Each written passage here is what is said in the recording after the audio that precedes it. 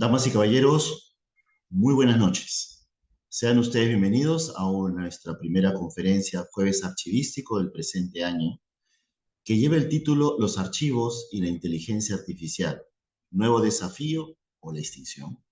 Mi nombre es José Rolando Villa Córdoba, soy especialista en archivos y actualmente jefe encargado de la Unidad Funcional de Normativas e Innovación Archivística, dependiente de la Dirección de Desarrollo de Políticas Archivísticas del Archivo General de la Nación. Y en esta oportunidad los estaré acompañando en calidad de moderador. Les hago extensivo el saludo cordial de la jefa institucional del Archivo General de la Nación, la magíster Olinda Graciela Regifo García.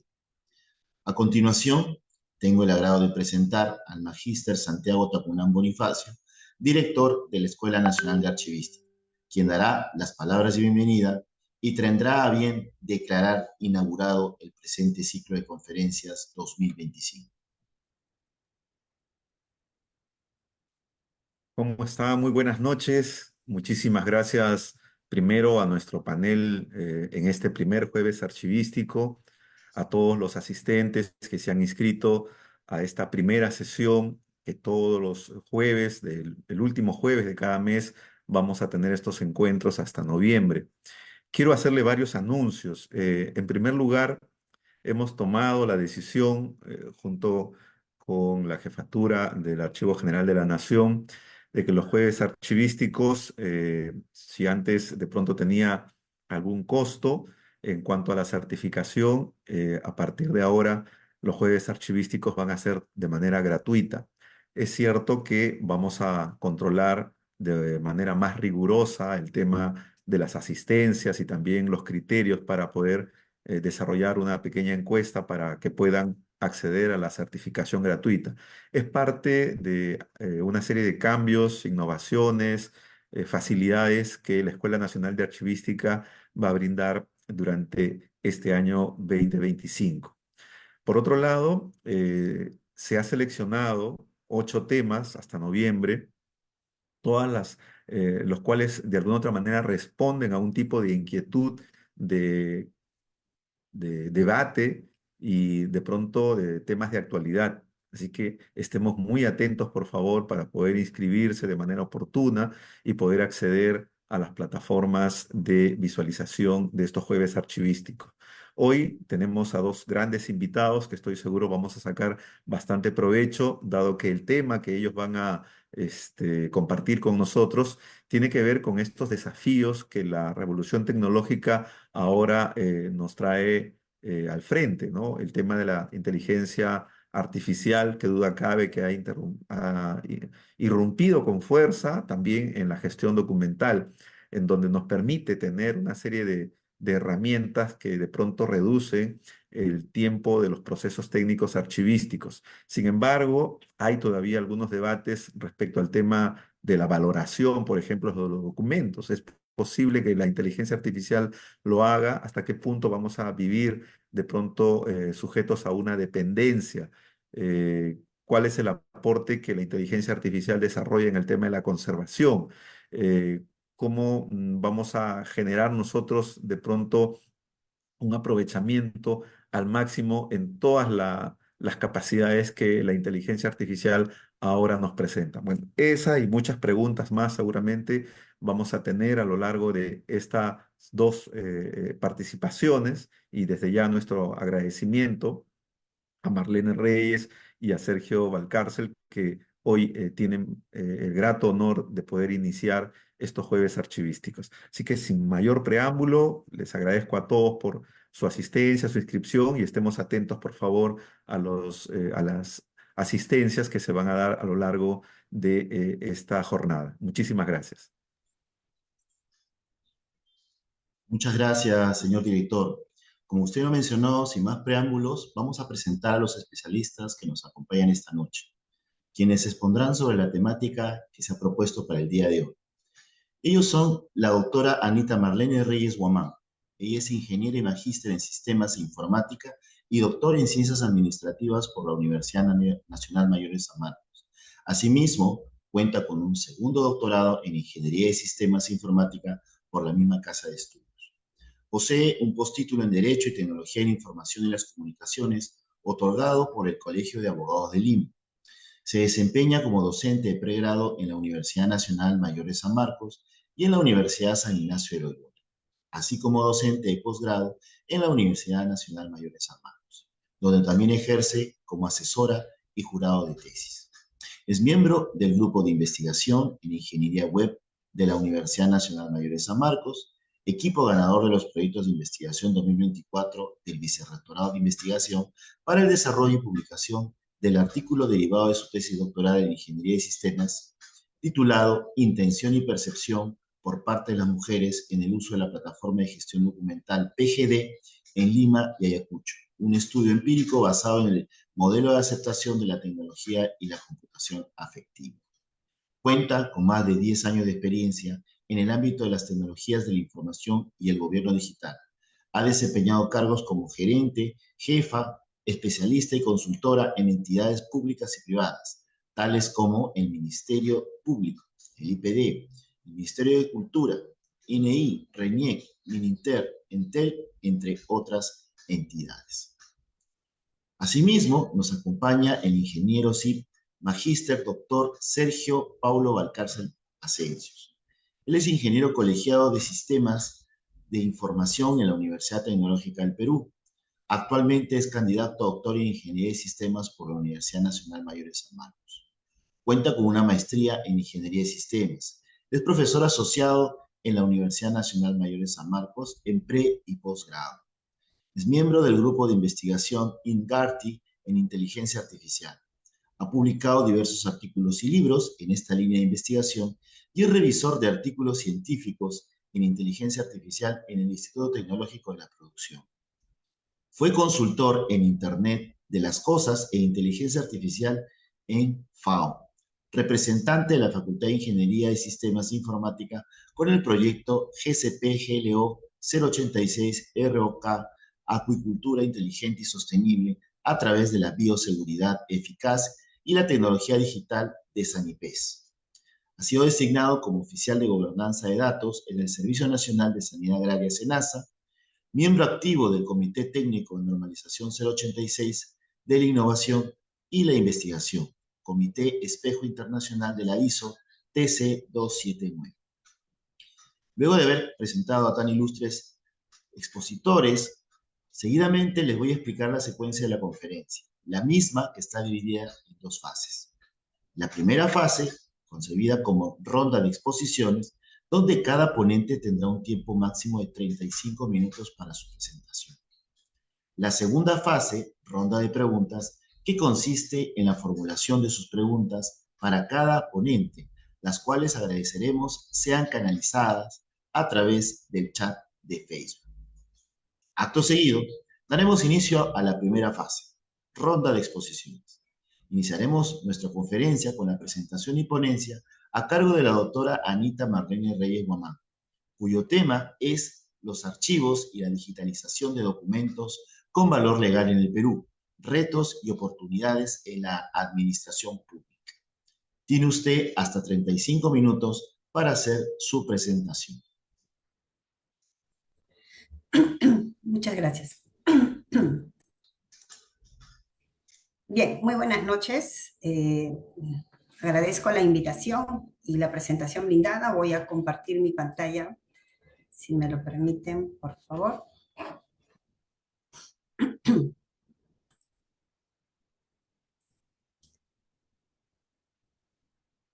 Bien, ¿me confirman, por favor, si pueden ver mi pantalla?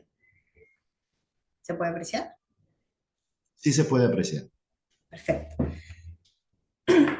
Bien, muy buenas noches. El día de hoy vamos a dar esta charla, como ya bien lo dijo, los archivos y la inteligencia artificial, nuevo desafío o la extinción. En esta oportunidad vamos a hablar respecto a los archivos y la digitalización de documentos con valor legal en el Perú, cuáles son estos retos y oportunidades en la administración pública. La presentación está compuesta por el siguiente contenido. Vamos a dar una introducción, algunos conceptos generales, por qué es importante la digitalización de documentos con valor legal. Vamos a ver esta diferencia que también tenemos hoy en día documentos digitalizados sin valor legal y con valor legal, ¿no? Que establece también la norma técnica peruana de microformas, la 392.030 del año 2015. Finalmente vamos a ver estos principios para poder producir documentos con valor legal, cuáles son estos retos y oportunidades dentro del ámbito público. Muy bien. Sin embargo, es importante también entrar en contexto, ¿no? ¿Qué es la digitalización? Nosotros hablamos dentro de la administración pública sobre estos conceptos de manera a diaria, pero habría que analizarlo un poquito más. La digitalización, según la norma técnica peruana de microformas, la 392.030 del año 2015, nos indica lo siguiente, ¿no? ¿Qué es ese proceso de conversión de documentos analógicos? ¿No? Y luego hablaremos más adelante qué es lo analógico en formato digital, ¿no?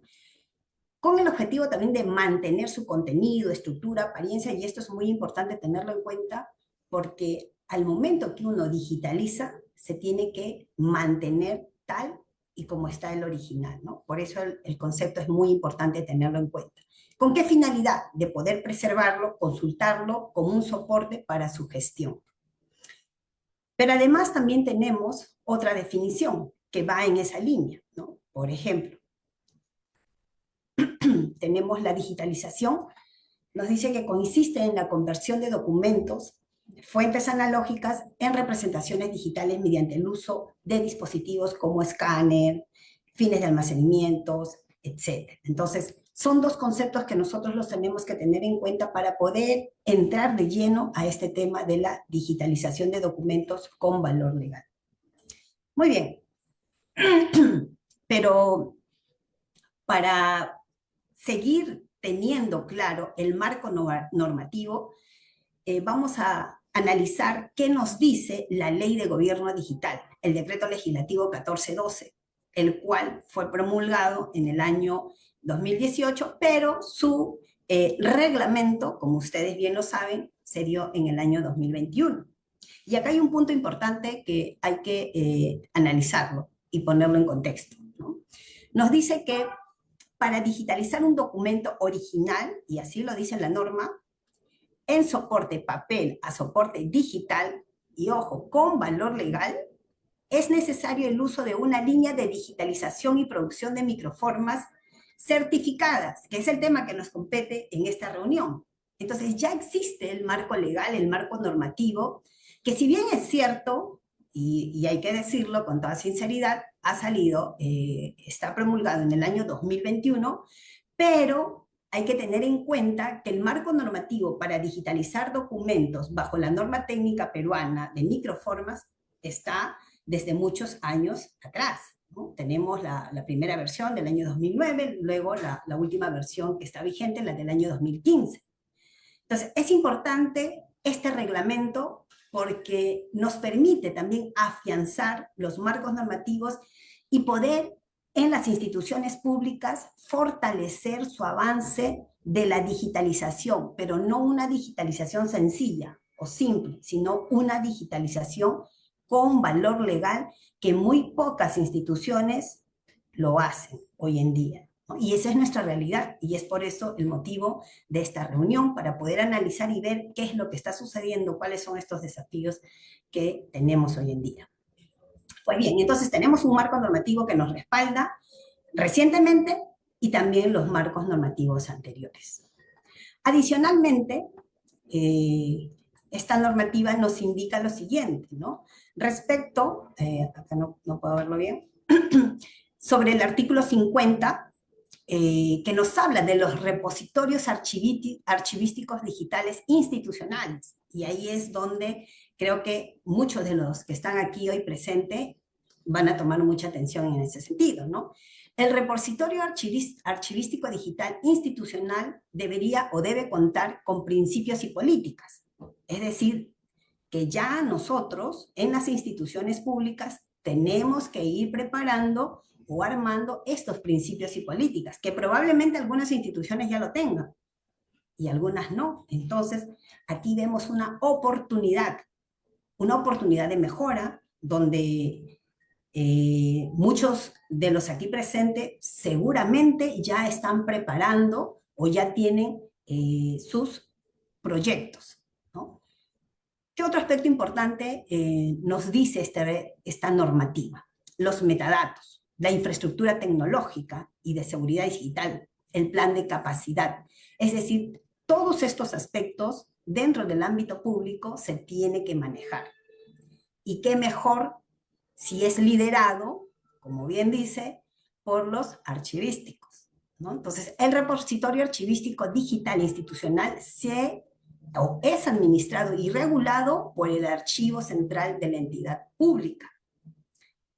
Quiere decir que aquí ya tenemos otra segunda oportunidad de mejora, ¿no? Sin perjuicio de ello, nos dice también el marco normativo que la parte tecnológica, la infraestructura tecnológica y de seguridad digital, pues definitivamente va a estar a cargo de las áreas de tecnología, eso es inevitable. Pero los marcos normativos, la metadata y todo lo demás, las políticas debe ser, como bien dice la norma, liderado, en este caso, por las áreas de archivo, ¿no?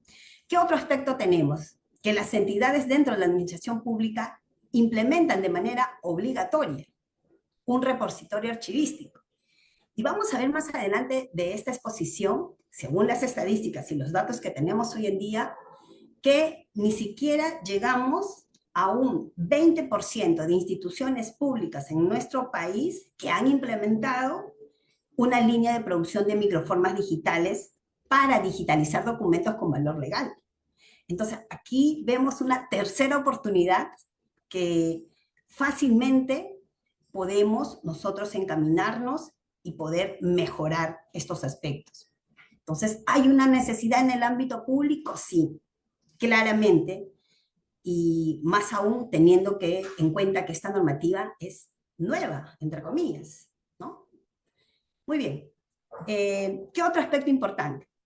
Bueno, y es importante lo siguiente también. En caso que las unidades de organización tengan a su cargo un sistema de información o servicio digital, ¿qué dice? Estas son responsables de la custodia y acceso del documento archivístico digital hasta su transferencia al repositorio archivístico digital institucional. Entonces, señores, vemos ya no sé si es la cuarta o la quinta oportunidad de mejora dentro de la administración pública liderada por el sector archivístico, ¿no? Pues bien, otro aspecto importante que nosotros tenemos que considerar es que la digitalización en la administración pública ya no es una opción. Antes, probablemente hace 5 años, 6 años atrás, y creo que la gran mayoría aquí presente lo ha vivido, era una alternativa, era una opción, probablemente lo implementemos, probablemente no. Pero ahora ya no. Ahora es una necesidad ineludible para garantizar, ¿qué cosa? La eficiencia, transparencia y accesibilidad en la gestión administrativa. Y más aún bajo este reglamento de la Ley de Gobierno Digital. Eso quiere decir, señores, que estamos prácticamente obligados a hacerlo. O sea, ya no es una alternativa más, ya no es una opción. Entonces vemos oportunidades de mejora, como lo voy a reiterar, para poder nosotros también seguir avanzando, seguir mejorando y, ¿por qué no?, lanzar nuestras propuestas desde ese gran expertise que muchos de nosotros aquí presentes los tienen. Esto es una realidad casi inusual, ¿no? La gran mayoría de instituciones no lo tiene así, la parte de los archivos.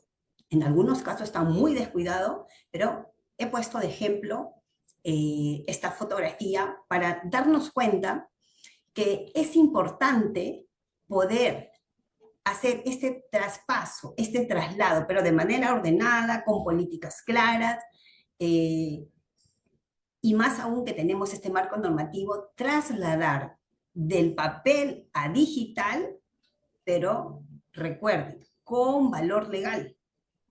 Mucho se ha venido trabajando en estos últimos años la digitalización, pero lamentablemente ha sido una digitalización sin valor legal que hoy en día se cuenta con eso que está digitalizado, con esa gran cantidad de información digitalizada, pero que si bien es cierto nos puede servir al interno, pero ya para netamente trámites administrativos, donde el marco legal lo exige, no es de utilidad.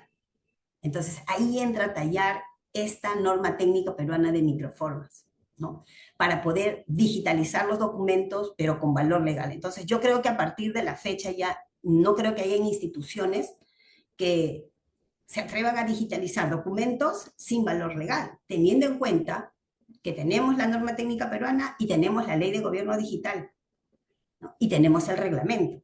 Entonces, creo que ya con todos estos elementos, con todos estos marcos normativos, ya las instituciones tienen que apostar a la digitalización y con valor legal. Y eso es lo que el día de hoy vamos a analizar, cómo se realiza, cómo se hace y cómo se llega a implementar.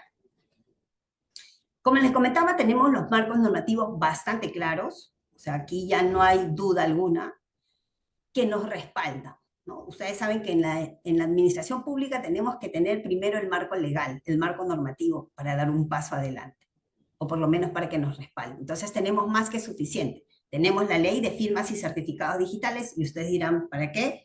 Porque dentro de la digitalización de documentos con valor legal hay un componente importante, que es el fedatario informático, quien va a darle el valor legal a esta documentación que se va a digitalizar. Por lo tanto, es importante tener en cuenta la ley de firmas y certificados digitales. Pero para nuestra sorpresa, esta ley de firmas y certificados digitales no es un tema nuevo. Tiene más de 20 años en nuestro país. Hemos sido uno de los pioneros dentro de la ley, o de esta ley de firmas y certificados digitales.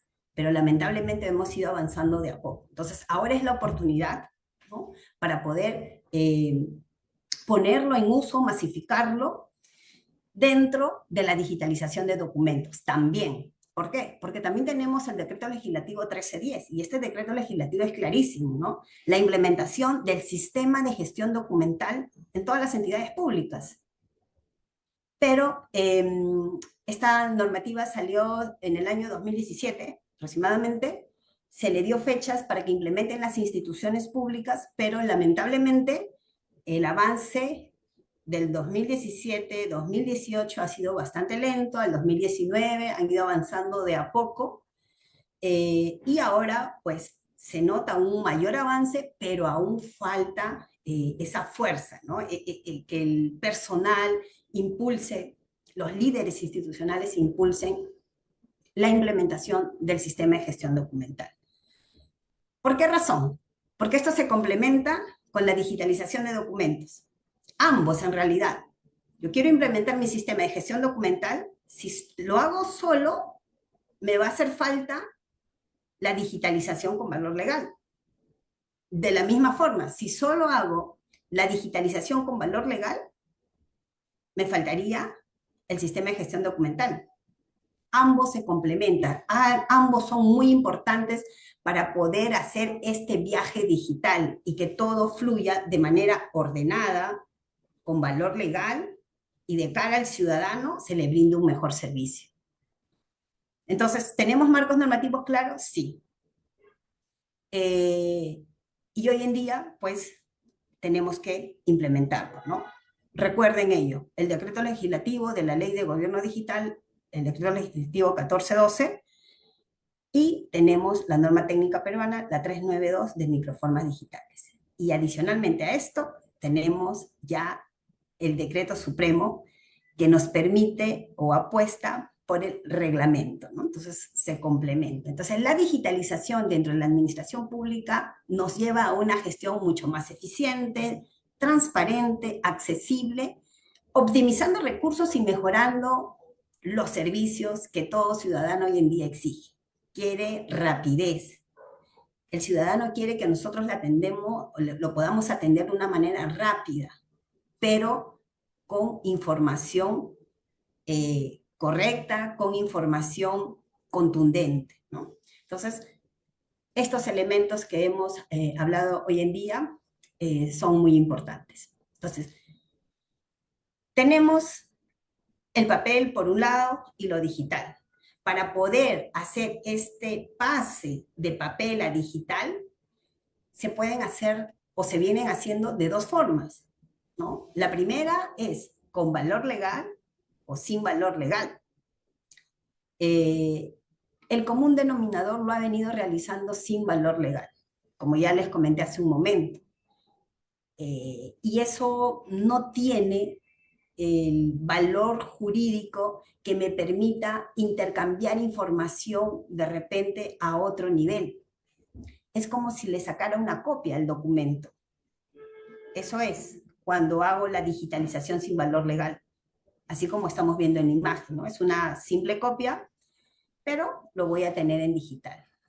Sin embargo, para yo poder digitalizar toda esta cantidad de documentos, pero con valor legal, necesito poner en marcha la norma técnica peruana, que es la norma que te da las pautas, los pasos que se tiene que seguir para implementar una línea de producción de microformas digitales.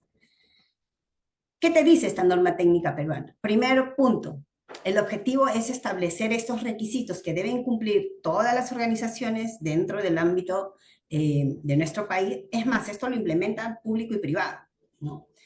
Para poder producir documentos con valor legal. ¿Y dónde se aplica? La aplicación se da dentro de las organizaciones, ¿no? Que producen, en este caso, documentos con valor legal, ¿no? ¿Para qué? Para proveer servicios también, en el caso que alguna institución o alguna empresa quisiera también implementarlo, lo puede hacer. Hoy día tenemos muchas empresas que brindan servicios de digitalización de documentos con valor legal y también entidades públicas que ya lo vienen realizando, que lo vienen implementando. Entonces, este es el esquema del sistema de producción y almacenamiento de microformas digitales de manera general. Tiene ciertos procesos que lo exige así la normativa de microformas, desde la recepción. Hay una etapa importante donde uno recepciona los documentos, que a continuación vamos a detallarlo, pero tiene un proceso, sigue un flujo, sigue un orden. Y dentro de este orden, al final, hay un actor importante que les comentaba, que es el fedatario informático, que le va a dar valor legal.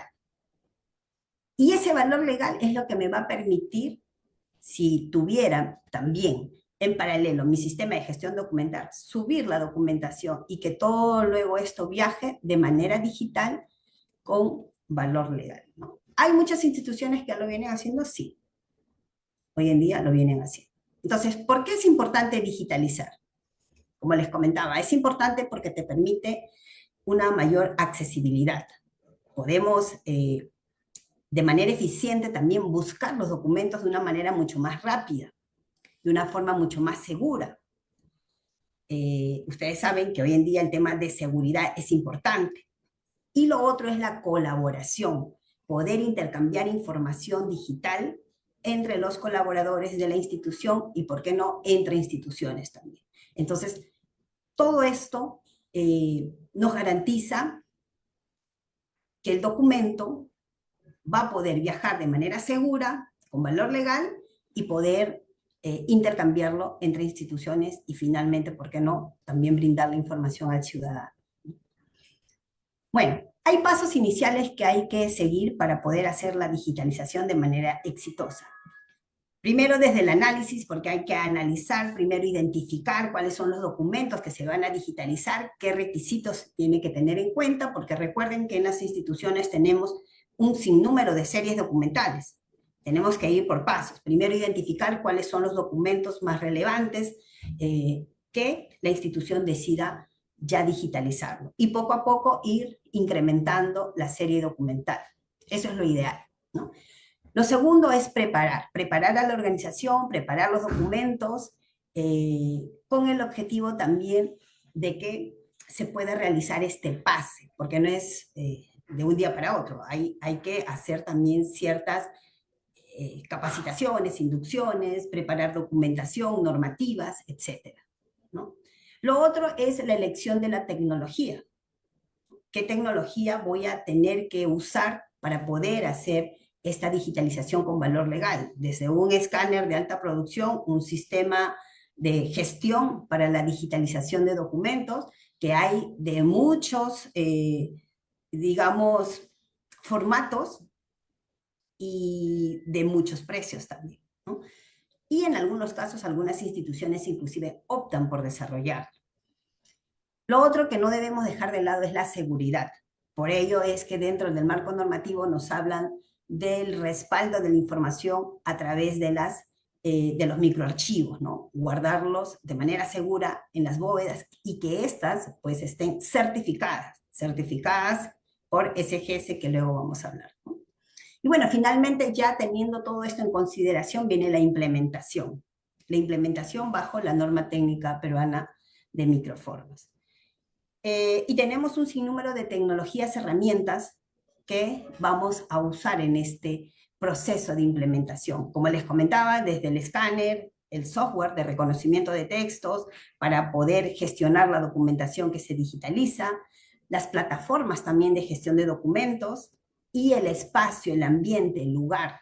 Es un ambiente con todas las medidas de seguridad que garantizan que los documentos que van a ingresar para su digitalización van a estar de forma segura y al finalizar este proceso se va a devolver al área usuario.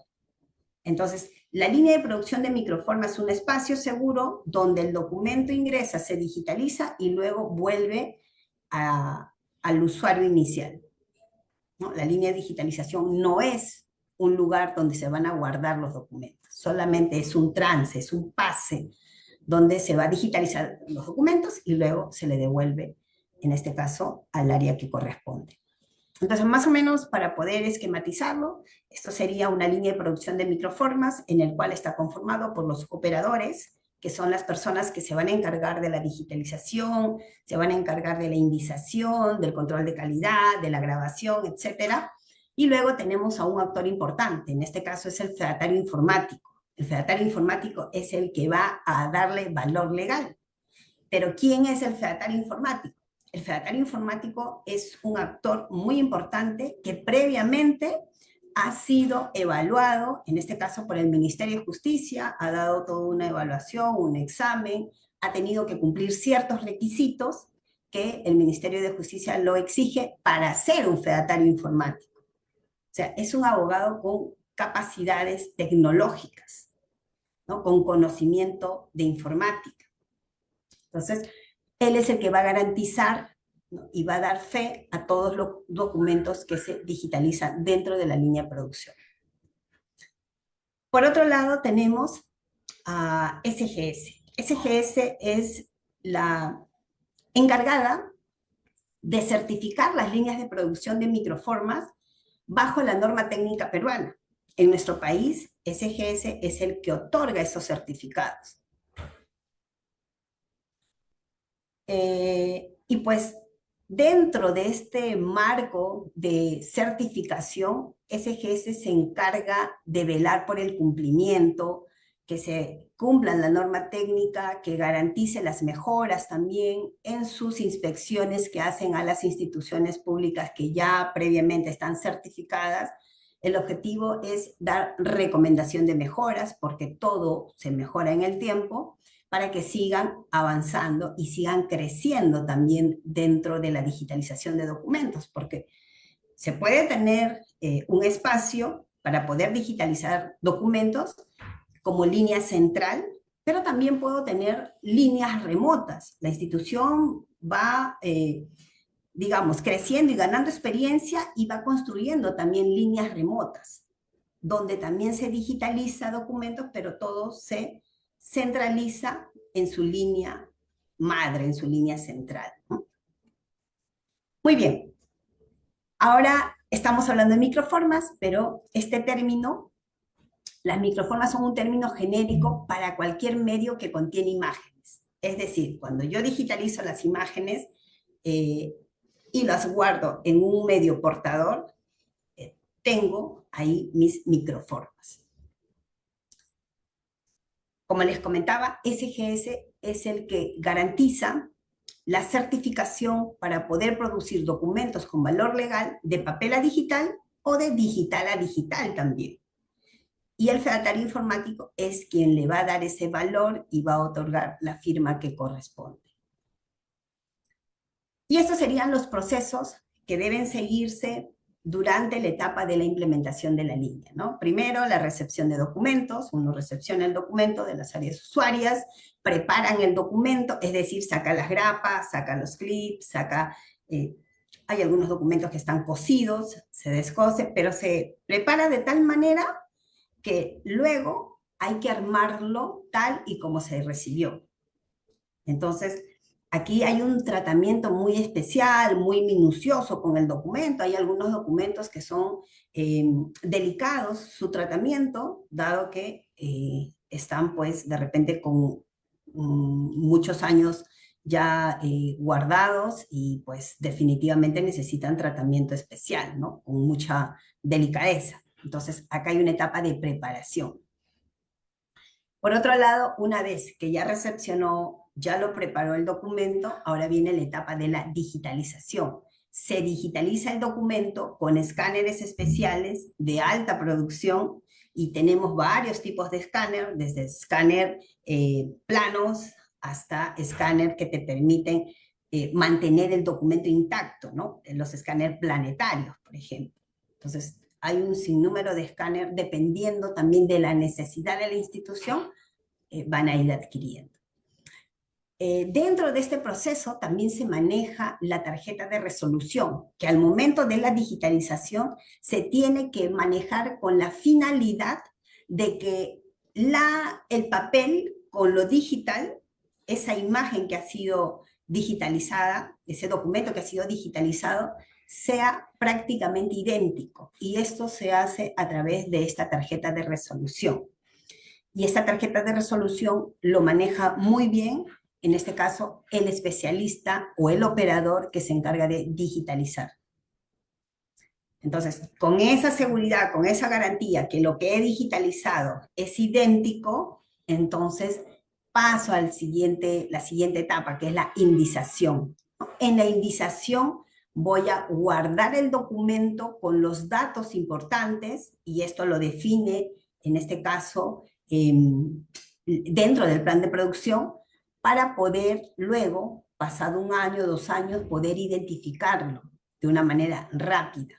Por ejemplo, ¿no? Puede ser el número de resolución, el año, las siglas, ¿no? Que ya previamente se ha preparado. Luego de ello tenemos el control de calidad. En el control de calidad lo que se verifica es que el documento que se ha digitalizado esté completo, que toda la información que estaba en papel se haya pasado de manera correcta en digital. Muchas veces sucede que falta una hoja o 2 hojas, entonces en este proceso de control de calidad se detecta. Pero no solamente tenemos el proceso de control de calidad de lo que se ha digitalizado, sino también de la indización. ¿Por qué? Porque al momento de indizar los datos, puede ser que en vez de poner 2017, ponga 2018, y todo esto se hace el control de calidad para que todo esté de manera correcta, ¿no? Entonces, si se dan cuenta ustedes, digitalizar documentos dentro de una línea de producción no es una digitalización más, no es una digitalización convencional que realizamos comúnmente nosotros. Pasa por un flujo, pasa por un proceso donde el marco normativo así lo exige. ¿Listo? Muy bien, entonces, este es el proceso en términos concretos de la digitalización de documentos con valor legal, ¿no? Recepción, preparación, digitalización, indización, control de calidad, luego viene la firma del fedatario informático, luego se graba esta información, luego nuevamente se hace un control de calidad para luego grabarlo y rotularlo, ¿no? Muy bien. Y finalmente toda esta información se guarda en los microarchivos, que son lugares, un espacio donde se va a guardar todas las microformas que se ha producido. Y lógicamente este microarchivo también pasa por un proceso de evaluación, de inspección y certificación por parte de SGS. Entonces, tanto la línea de producción de microformas como el microarchivo pasan por la certificación de la línea de producción en este caso de SGS, ¿no? Aquí un ejemplo de un rotulado de un medio portador que contiene información que te va a permitir poder ubicar la data almacenada, ¿no? Por ejemplo, nombre de la organización, título o identificación del contenido, número de serie, código de identificación, identificación del responsable de la producción, código del representante, entre otros. Ahora, ¿por qué razón toda esta información? Porque recuerden, como institución yo puedo tener mi propia bóveda, mi propio microarchivo, pero también si decido puedo alquilarlo, ¿no? Puedo tener el servicio de una empresa que lo brindan muchos en nuestro país. Entonces, voy a tener que llevarlo a este microarchivo fuera de la institución. Por lo tanto, el rotulado es muy importante y además porque así lo exige la norma técnica peruana. Esto es el microarchivo institucional, por ejemplo, de RENIEC, ¿no? Fuente de RENIEC, donde es un archivo muy ordenado. RENIEC tiene mucha experiencia en este ámbito de la digitalización de documentos con valor legal. Cuenta con un microarchivo bastante ordenado y muy bien clasificado, ¿no? Y cuenta, lógicamente, con la certificación de SGS. Bueno, esta es la información que yo les traigo al día de hoy. Por ejemplo, es la información reciente que SGS brinda. Por ejemplo, al 28 de febrero solamente tenemos un promedio de 36 empresas que brindan servicio para producción o almacenamiento de microformas. 38 empresas. Y en el ámbito público solamente tenemos 37 entidades públicas que tienen o cuentan con la certificación para producir documentos con valor legal. Es decir, que pueden pasar de papel a digital con valor legal. Entonces, si se dan cuenta ustedes, es una oportunidad que se tiene hoy en día para poder digitalizar documentos en las instituciones restantes, que son muchísimas, ¿no? Y esto es lo que hoy en día tenemos en nuestro país y que definitivamente con este marco normativo esperemos que esto se impulse más para poder seguir avanzando, ¿no? ¿Y dónde se usan las microformas? Pues se puede usar en diferentes ámbitos, ¿no? Desde el sector público, en archivos gubernamentales. RENIEC lo usa bastante bien con las partidas de nacimiento, de matrimonio, de función. El sector financiero también, el sector judicial, ¿no? Con los expedientes judiciales, en el ámbito de educación de la universidad, con la digitalización de los documentos académicos, administrativos. Entonces, en todos los campos, en todos los ámbitos, se utiliza la digitalización de documentos con valor legal. Entonces, el uso de microformas, como ya les mencioné en la primera lámina, ya es prácticamente obligatorio bajo esta ley de gobierno digital, ¿no? Y su implementación y mantenimiento se tiene que dar de manera permanente, ¿no? Y ahí entra a tallar mucho el líder o el liderazgo que se tiene dentro de las instituciones, porque como hay componente tecnológico, hay que también estar con las actualizaciones y capacitaciones al personal de manera permanente, ¿no? Entonces, como les comentaba, hay un proceso que hay que seguir para poder digitalizar documentos con valor legal. Una digitalización sencilla que yo hago en mi casa o que nosotros hacemos día a día no pasa por este proceso, por este flujo. Simplemente digitalizo y ya está. Si salió bien, bien, y si salió mal, ahí está, ¿no? Así se ha venido trabajando durante muchos años en la administración pública, ¿no? Creyendo que lo que se ha digitalizado realmente tiene valor legal. Entonces, para que tenga ese valor legal, tiene que pasar por este flujo, por este proceso. ¿Y qué más nos dice la norma técnica peruana? Que hay que implementar una infraestructura de red segura que permita que toda la información que se tiene dentro de la línea de producción se mantenga en el tiempo y se resguarde en el tiempo. Entonces, para ello, recomienda la norma técnica peruana que sea digamos, una red segura, una red aislada, una VLAN. Entonces, las instituciones lo implementan. Pero ahí también quiero hacer mi acotación, ¿no?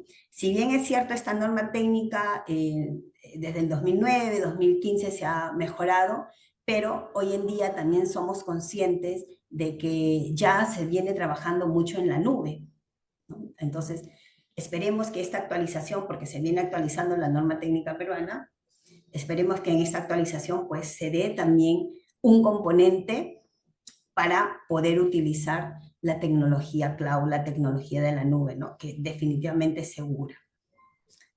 Y bueno, aquí algunos requisitos para poder lograr la certificación. Recuerden, yo puedo implementar mi línea de producción en mi institución, pero si no estoy certificado no puedo producir documentos con valor legal. Entonces, sí o sí tengo que certificarme. ¿Y quién me certifica? Ya hemos dicho, es SGS, ¿no? SGS es la empresa certificadora para líneas de producción de microformas. Y al momento de certificarte, SGS te pide ciertos requisitos. Primero, que tengas un manual de sistema de producción, tu manual de seguridad, tu manual de organización, y con esta documentación y tu manual de producción puedes pasar a la siguiente etapa. O sea, si tus manuales cumplen con todo lo indicado en la norma, pasas a la segunda etapa, que es ya la inspección in situ. Y si se logra todo ello, obtienes tu certificado. Y con este certificado que ustedes están viendo en la derecha, puedes producir documentos con valor legal, ¿no? Entonces, esta certificación en una primera instancia es a 6 meses, luego 1 año y luego a 2 años. Entonces, SG se está monitoreando de manera permanente. Entonces, ya como hemos visto en las estadísticas, son muy pocas las instituciones que tienen la certificación para producir documentos con valor legal. Entonces, aquí algunos modelos de certificados que brinda SGS y que viene brindando a la fecha. Entonces, finalmente, antes de concluir esta exposición, lo que podemos concluir es que hay oportunidades para poder seguir mejorando dentro del ámbito archivístico, sí. Poder digitalizar documentos, pero con valor legal, sí. La norma técnica está ahí, solamente hay que ponerlo en ejecución. Entonces, este proceso no es nada complicado, como se han dado cuenta es bastante sencillo, porque hoy en día las instituciones públicas en realidad tienen todo. O sea, si queremos implementar una línea de producción de microforma, lo único que faltaría desde mi punto de vista es la capacitación y de repente el sistema de gestión para la línea de producción. Porque casi todas las instituciones tienen escáner de alta producción. Claro, no están en el lugar adecuado, están por diversas áreas, ya tienen. ¿Tienen el personal? Sí, porque muchas instituciones, y me atrevo a decir en varias, que por lo menos he visto, digitalizan documentos, pero lo digitalizan sin valor legal. Entonces, personal existe, escáner de alta producción tienen, inclusive expertise digitalizando también tienen, pero necesitan afianzar bajo la norma técnica peruana. Y por lo tanto, creo yo que con cierto, de repente, matiz de liderazgo para poder lograr la certificación, se lograría en muchas instituciones. Solamente es poder de decisión. Complicado no es, porque ya prácticamente la parte técnica lo tienen casi todas las instituciones, ¿no? Bueno, eso ha sido mi presentación al día de hoy. Espero que les haya podido ayudar en algo, mi experiencia, y de esa forma poder compartirlo con todos ustedes. Y si hubiera alguna pregunta, creo que ya el moderador lo ha dicho, nos hacen llegar al interno. Muchísimas gracias, muy amable por su atención. Muchísimas gracias, doctora Reyes, por su exposición. Sus ideas, su planteamiento va a servir bastante para la formación y también para la especialización, tanto de los alumnos de la Escuela Nacional Archivística como también para las personas que nos están siguiendo a través del Facebook. A continuación, con la empezamos la segunda ponencia a cargo del ingeniero Sergio Paulo Valcárcel Ascensios, con el tema Archivos del Mañana, la inteligencia artificial en la gestión archivística en el marco del posthumanismo. Ingeniero, tiene usted hasta 35 minutos para hacer su presentación. Ok, muy buenas noches, distinguidas autoridades, público en general. Estoy muy emocionado y aprecio este momento, ¿no? Para compartir juntos conocimientos que creo que van a ser de interés para todos. En esta ocasión me toca exponer un tema que está poco a poco entrando, digamos, en armonía, digamos, a nivel mundial con respecto al uso o a las nuevas formas de utilizar las tecnologías de información. Y en este caso, las tecnologías digitales. Hoy en día ya no se habla de información. Ok, no sé si se puede apreciar la pantalla. ¿Me indican, por favor? Sí se puede apreciar. Perfecto, muchas gracias, José. Ok, listo. Entonces, el día de hoy les traigo, digamos, una conferencia en relación a la inteligencia artificial en la gestión archivística dentro del marco del posthumanismo.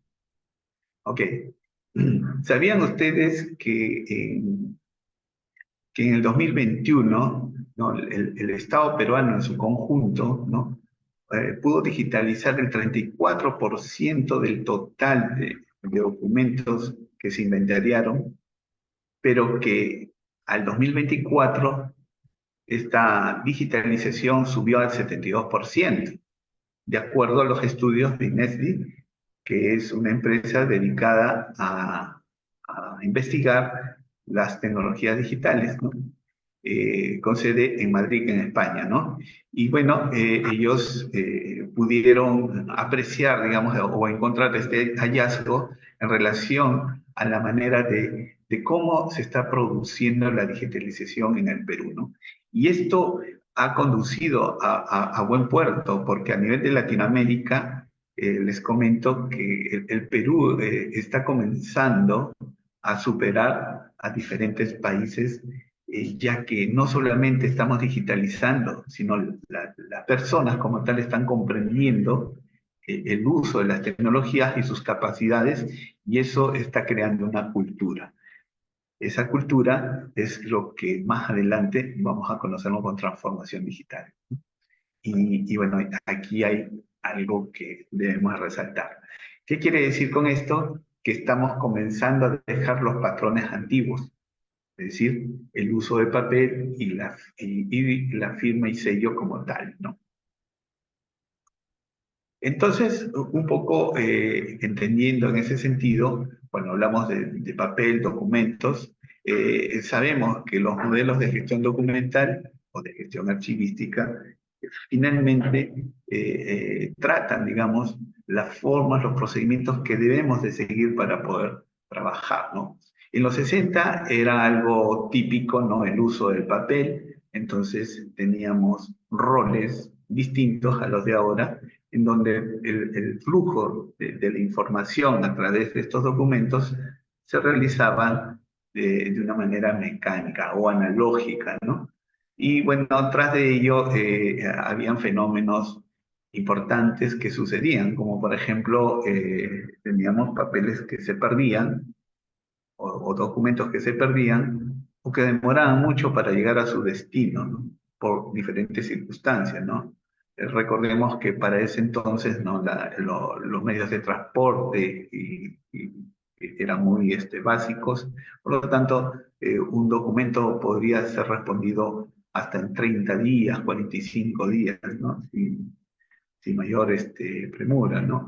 Entonces eso trajo algo importante, ¿no? Que la toma de decisiones comenzó a ralentizarse, ¿no? Y entonces países como Latinoamérica realmente no mostraban un avance seguro acerca de la gestión pública, por ejemplo, a través de justamente los registros de estos documentos, porque la información llegaba de una forma anacrónica, ¿no?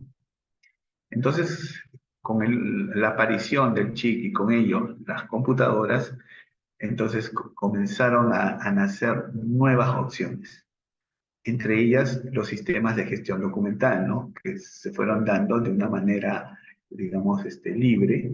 Empresas importantes en el mundo como el Fresco, Atento, Oracle y otras prácticamente manejaban, ¿no? modelos de gestión documental a la manera que ellos consideraban que tenían de ser, o sea, su forma de conceptuarlas, ¿no? La legislación peruana todavía no era muy clara, digamos, el tema de cómo tratar pues, la documentación como tal desde el enfoque digital, ¿no?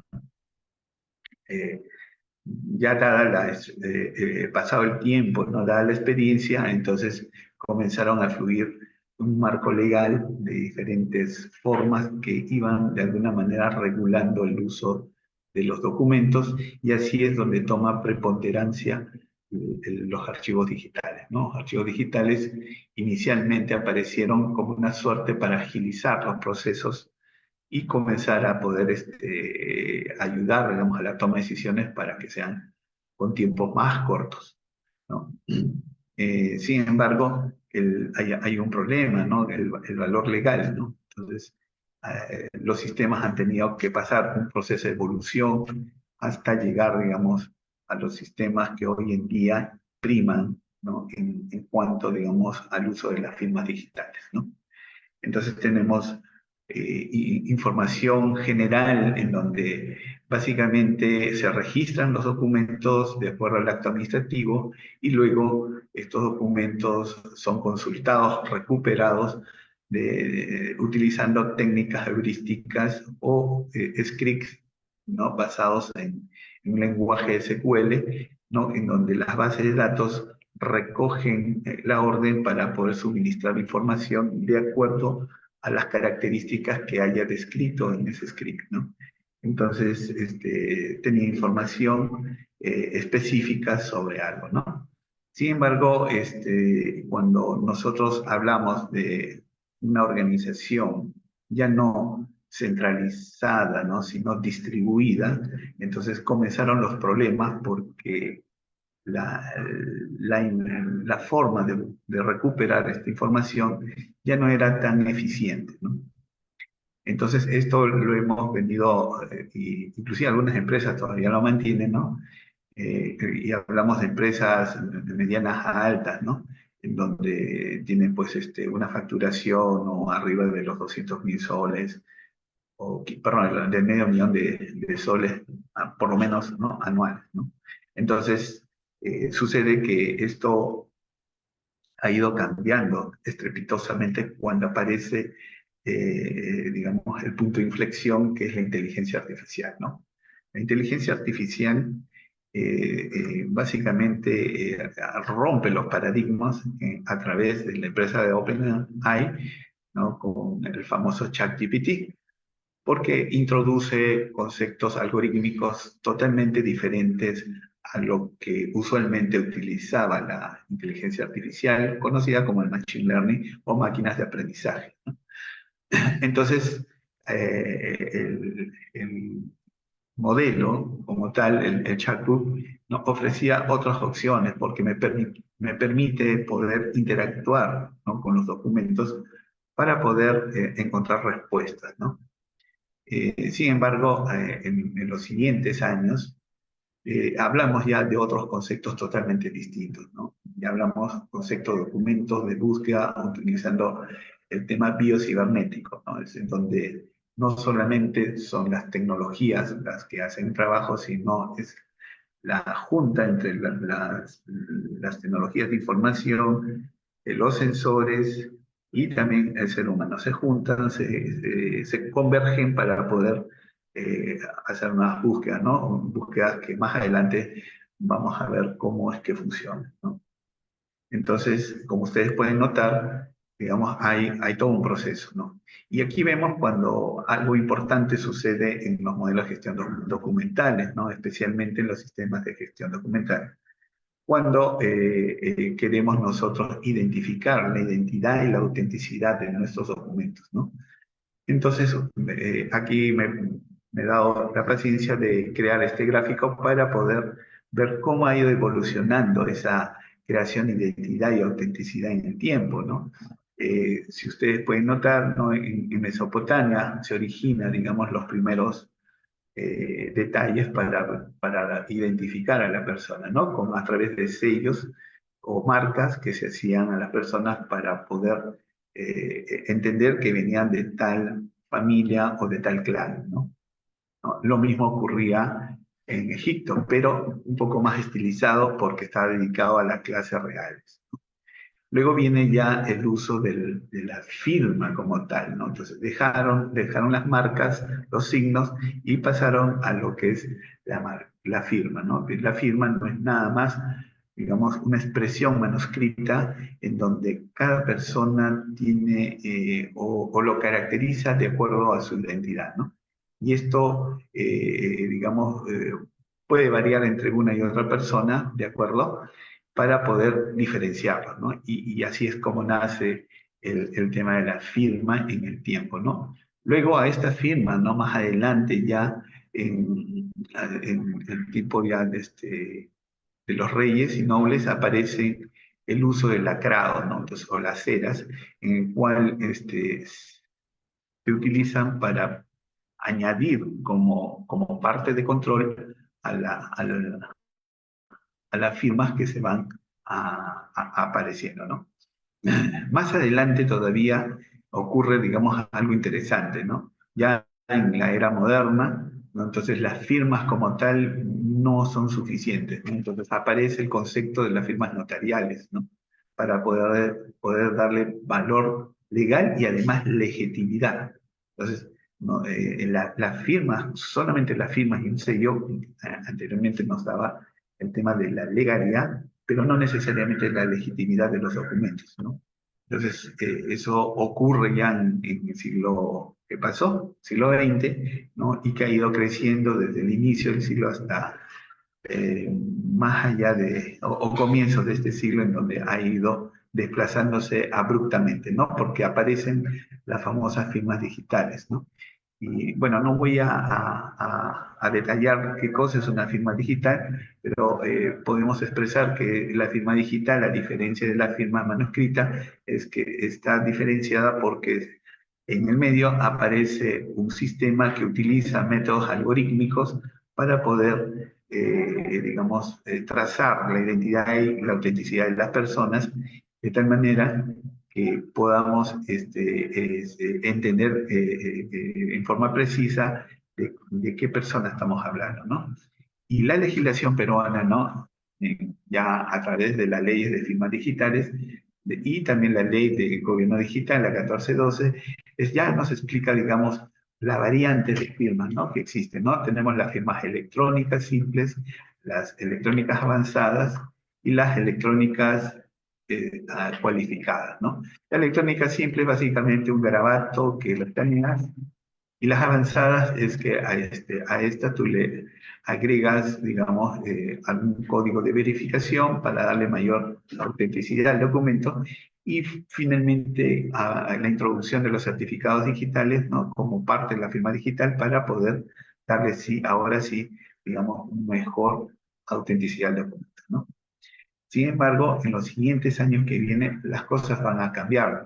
La identidad de las personas ya no radica solamente a través de los certificados digitales, ¿no? Entonces, como nos estamos aproximando a lo que es la singularidad, es decir, la convergencia entre el hombre y la máquina, entonces van a aparecer, digamos, tecnologías que nos van a permitir leer las ondas cerebrales, y son las ondas cerebrales una especie de patrones únicos en cual vamos a afirmar solamente pensando, por ejemplo, ¿no?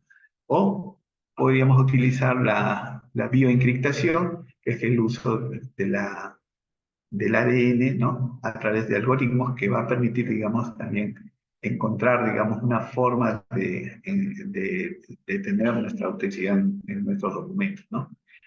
O finalmente con la aplicación ya de la mecánica cuántica, ¿no? Nos hace uso de las firmas cuánticas, ¿no? Con el uso ya de la computación cuántica, que es lo que vamos viendo, ¿no? Ahora y que cada vez están evolucionando con mayor rapidez. Entonces, a todo esto, ¿qué cosa es la inteligencia artificial? Porque cuando vamos viendo en el tiempo que ya no solamente es el humano el que razona, sino son las máquinas la que interactúa, ¿no? Inclusive desplaza de alguna manera a la persona para poder tomar decisiones en cierto modo, ¿no? Entonces tomé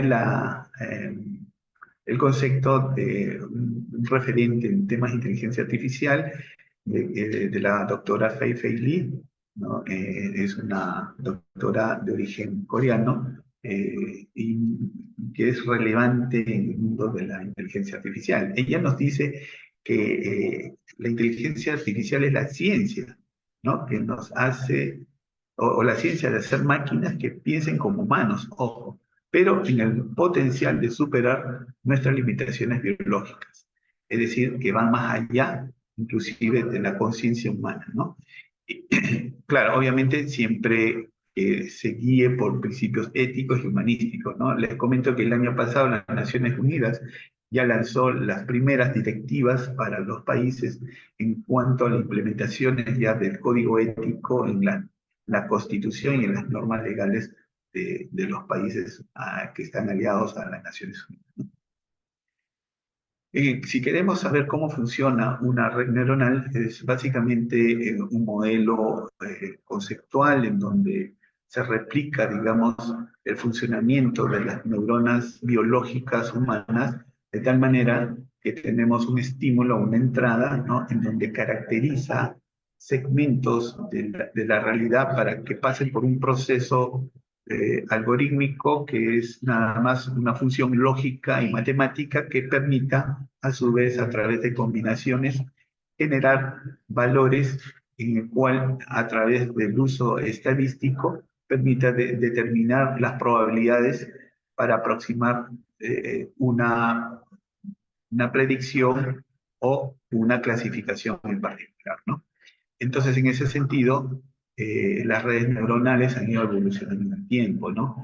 Hoy en día hablamos del famoso deep learning, que son las redes de aprendizaje profundo, pero también tenemos las redes de transformers, que son las nuevas, las nuevas plataformas algorítmicas que van ocurriendo en el mundo para poder hacer las predicciones o las formas de encontrar, digamos, situaciones específicas, como por ejemplo vemos en la figura. Imagínense una muchedumbre, ahora que tenemos inseguridad ciudadana, imagínense que queremos encontrar al delincuente dentro de esta muchedumbre, ¿no? O sea, el ojo humano no lo va a poder detectar, pero a través de la tecnología con los sistemas de cámara de vigilancia, que a su vez están conectados con modelos de inteligencia artificial, podrían caracterizar con rapidez y precisión, digamos, dónde está esa persona y cuál es su geolocalización para que de inmediato exista una intervención policíaca, ¿no? Lo mismo ocurriría en nuestras bases de datos o en nuestros documentos. Podríamos tener millones de documentos, millones de información que están alrededor y que fácilmente podríamos identificar patrones de interés que nos permitan, como por ejemplo, determinar, digamos, cuáles son las estrategias más usadas en la organización, ¿no? A lo largo del tiempo, ¿no? O cuáles son los errores más comunes que se dan en las áreas técnicas o en los procesos críticos de la organización, ¿no? Entonces, esa información no te lo provee una base de datos a través de script, porque utiliza, digamos, un método lineal, ¿no? En cambio, en las redes neuronales artificiales o en la inteligencia artificial se utilizan métodos no lineales, ¿no? Y multivariados y multivariantes. Entonces, de tal forma que la forma de encontrar la información ya no es vectorial, sino ya es prácticamente en 4 dimensiones. Entonces, en ese sentido, la evolución nos ha dado que el chatbot es lo que está de moda, ¿no? Esto forma parte de la inteligencia artificial. Un chatbot no es nada más que una interfaz que nos colocan al frente en la cual nos permite interactuar con el sistema a través de unas órdenes que lo conocemos como prompt, ¿no?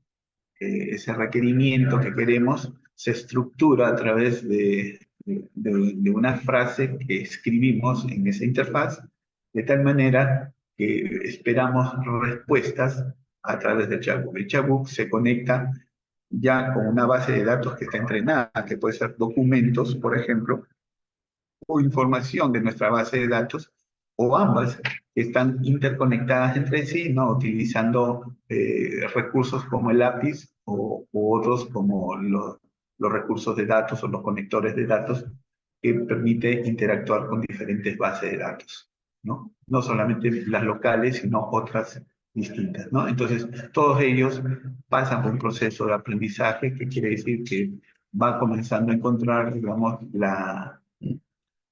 digamos,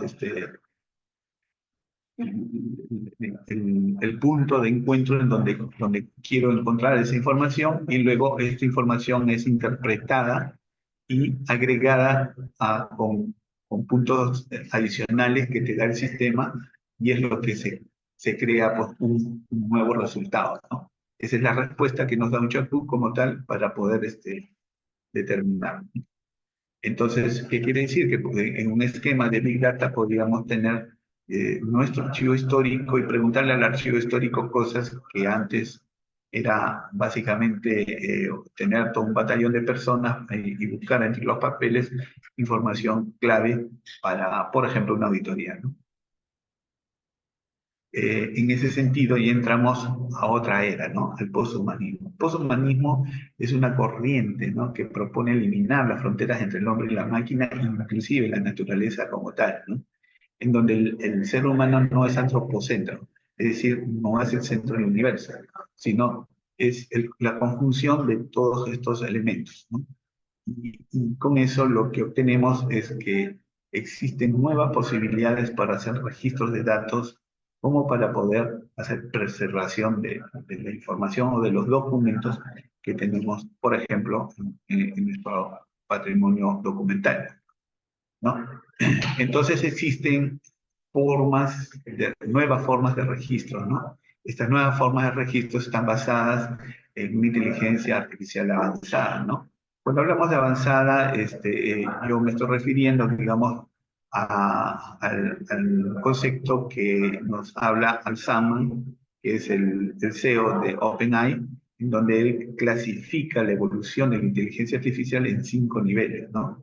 Los chatbots están en nivel 1, pero en este año están comenzando a introducir, por ejemplo, China ya lanzó un producto que se llama Manus, que es un sistema totalmente diferente al chatbot y que no funciona solamente con prompts, sino funciona con reglas, de tal manera que la inteligencia artificial no solamente te da respuestas, sino también sabe qué cosa hacer. Entonces, la inteligencia artificial puede manejar todos los accesos, puede entrar a tu Excel, puede entrar a tu Word, puede escribir lo que tú finalmente quieres tener y tú solamente eres espectador de todo esto, ¿no? Entonces, estamos entrando ya a esa era, ¿no? Entonces, la forma de tratar la documentación, los archivos en general, van a ir cambiando abruptamente en el tiempo, ¿no? No pensemos que el Excel siempre va a ser nuestro salvador, ¿no? Ya, olvidémonos de eso. ¿No? Ya existen nuevos recursos que van a permitir, digamos, un nuevo horizonte digamos, en la organización, en la administración de los documentos. También vienen los registros posthumanos, ¿no? Y la combinación del ADN, ¿no? De la mecánica cuántica y de las ondas cerebrales, por ejemplo, van a perfilar nuevas formas de registrar nuestros datos, ¿no? Inclusive nuestro DNI en el futuro está basado básicamente en el proceso algorítmico que se va a hacer en tu mapa genético. De tal manera que el valor que vas a tener ahí va a ser el equivalente a tu valor de DNI, que a su vez también descomponiéndolo podrías saber cuál es tu mapa genético y con eso podrías saber tus datos personales, ¿no? Son datos sensibles. Como ustedes pueden notar que dentro del poshumanismo se va dando en el futuro, ¿no? Futuro, no ahora, ¿no? Pero tenemos que entender que esto está próximo, ¿no? Yo calculo que de acuerdo a los expertos, más o menos calculo que será entre 10 a 15 años que comencemos a ver estos temas, ¿no? Estos cambios que van a ser aún más fuertes de lo que ahora vemos. Entonces, no solamente es el hecho de de converger estas tecnologías, sino además el progreso de la ciencia a través de nuevos estados de la materia, ¿no? Sabíamos, por ejemplo, yo sabía en el colegio que la materia tenía tres estados, ¿no? Sólido, líquido y gaseoso, ¿no? Pero en el tiempo ha pasado un cuarto estado que es el plasma. Y ahora y esa es la revolución, ¿no? Que es un descubrimiento que ha hecho Google a través de su producto, ¿no? Que es el Chico y Willow, ¿no? Que el nuevo estado que se llama el topológico, ¿no? El estado topológico le llaman, ¿por qué? Porque no es nada más que una forma en donde la materia se queda intermedia, ¿no? Y que permite, digamos, darle ciertas facilidades para poder eh, procesar la información. Recordemos que cuando procesas la información en nivel cuántico, no son unos y ceros como lo hacen las máquinas tradicionales, sino es unos y ceros y a la vez unos y ceros. ¿Qué quiere decir? Que la exploración de la información no se hace secuencial, sino se hace en paralelo. Si queremos, si queremos verlo de otra manera, yo lo pondría, si ustedes han visto la película del Doctor Strange, cuando comienza a ver cuáles son los futuros alternos que tiene, entonces esa parte de la película es lo que básicamente haría un chip cuántico, ¿no? Que es el Willock, ¿no? Y en ese sentido, ¿no? Considerando que Willow hoy en día es una realidad, no es algo que va a ocurrir, ya existe, ya funciona, lo tiene Google, ¿no? Y de eso se derivan los próximos tipos de registros, como podrían ser los generados por inteligencia artificial. Ojo, que no ha sido generado por humanos, lo generan las máquinas, ¿no? Las máquinas tienen sensores, los sensores están basados en algoritmos, los algoritmos están basados en sistemas que tienen funcionalidades que permiten hacer muchas cosas, ¿no? Entonces, en ese sentido, los registros ya no solamente vienen de humanos, sino vienen de cualquier otro. Además, también los registros pueden venir de la forma bioelectrónica, ¿no? Ahora existen las memorias en implantes, ¿no? Elon Musk ya lo mencionó hace 2 años atrás en la exposición que hizo con su chip neuronal, ¿no? Entonces, prácticamente los chips que pueden estar implantados en el cráneo o en el cerebro, perdón, ¿no? Podrían estar también externamente, podrían estar en nuestra retina, podrían estar en nuestra piel. Va a haber una interacción. De hecho, los celulares que tenemos en este momento en nuestras manos van a quedar caducos no más de 5 años probablemente. El próximo paso son los lentes, ¿no? Que están comenzando a reemplazar, ¿no? A través de realidad aumentada, pero más adelante van a ir a la piel y luego a la retina y luego a nuestro cerebro, ¿no? Eso es básicamente como la visión que se está viendo en cuanto a los registros de información que se van dando en el tiempo, ¿no? También en la forma cuántica, ¿no? A través del entrelazamiento que permite, digamos, vincular, digamos, información en tiempo real, ¿no? Entonces, hay un variante de una información por un extremo A y un extremo B, inmediatamente va a cambiar de acuerdo al anterior para poder establecer nuevas formas de trabajo, ¿no? Entonces, vemos pues aquí un cambio importante en los registros. Sensores autónomos, ¿no? Permiten, digamos, básicamente tener un flujo continuo, ¿no? En cuanto a la manera de cómo se van a comportar, ¿no? Los sensores van a tener como vida propia, ¿no? Van a tener inteligencia para poder determinar ya no solamente el aspecto físico-químico que van a tener que interpretar, sino además la inteligencia para comprender el entorno de esos valores que van ingresando para poder hallar una calificación, ¿no? A lo que van viendo, ¿no? Entonces, eso hace posible, digamos, tener todavía mayor información entre los registros, ¿no? Entonces, en ese sentido, ¿no? El valor del publicismo en los archivos básicamente está en los registros, ¿no? Se están creando nuevas huellas para que, por ejemplo, la archivística pueda, digamos, dar un salto distinto a lo que es ahora como documentación, no solamente dentro de las fases activas o inactivas, sino también la preservación documental. Entonces, vemos pues el valor del poshumanismo en los archivos básicamente está en la evolución de la conciencia humana y la cultura, que existe una simbiosis con la tecnología. Entonces, todo eso están entrelazadas entre sí, ¿no?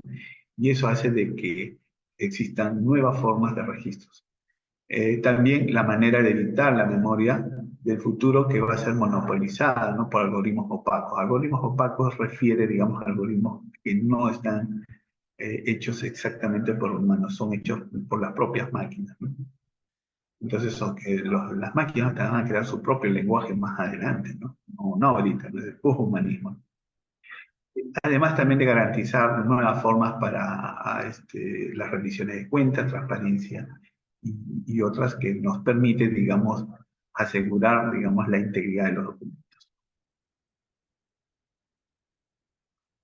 En ese sentido, bueno, si queremos ver, digamos, una diferencia entre lo que son los archivos tradicionales, los registros digitales y los posthumanos, vemos aquí, por ejemplo, solamente en los soportes, para darnos una idea, las maneras de cómo están cambiando, ¿no?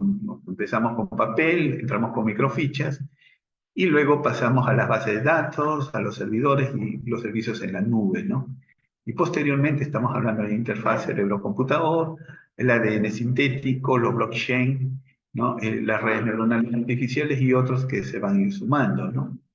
En cuanto a la autenticidad también, ¿no? Dejamos los sellos y firmas manuscritas, y también el uso de las marcas de agua, le hemos reemplazado actualmente por las firmas digitales y los hashes, que son, digamos, los algoritmos que nos permiten darle valor a esas firmas digitales a través de los certificados digitales, ¿no?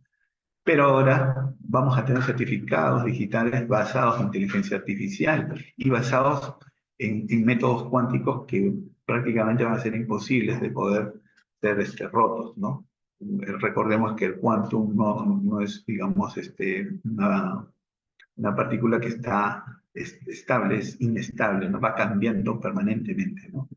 Entonces, por eso es que se utilizan métodos probabilísticos para determinar la posición y el estado de la materia como tal, ¿no? Luego, bueno, la preservación, ¿no?, que antes era con control ambiental, humedad, luz, porque era el papel lo que predominaba. Hoy en día son la migración de formatos, los backups, la forma como estás reservando, ¿no?, los sites de contingencia, las buenas prácticas, los propios respaldos en otras instancias son importantes hoy en día, ¿no? Sin embargo, más adelante hablamos de la replicación de sistemas biotecnológicos a través del ADN, ¿no? O sea, el ADN podría ser un recurso para poder preservar nuestra información adelante, ¿no?, así como memorias cuánticas. Y así tenemos otros elementos importantes, ¿no? No quiero explicar todo por el tiempo, pero voy a hacer uno más, que es la ética de desafíos, ¿no? Básicamente, el desafío importante era el acceso desigual que teníamos con los documentos en los archivos tradicionales, ¿no? Hoy en día los registros digitales tenemos como ética, ¿no?, conservar la privacidad, ¿no? Y el desafío es justamente la vigilancia masiva de estos documentos, que estamos prácticamente amenazados por los hackers, ¿no? Posteriormente esto va a cambiar, ¿no?, porque ya son derechos de autoría, ¿no?, de la IA, porque va a converger la IA, el quantum y también la genética, que van obviamente a crear nuevas formas de riesgos, ¿no? Entonces, en conclusión, ¿no?, la inteligencia artificial como tal, ¿es un nuevo desafío o es que nos vamos a la extinción? Mi respuesta a esto yo diría que es básicamente los archivos en general, como la información, digo yo, y el conocimiento, básicamente está pasando por un proceso de transformación. Por lo tanto, las metodologías de la archivística, en lo fundamental, siento que va a prevalecer en el tiempo, aún así, en las formas posthumanistas, ¿no?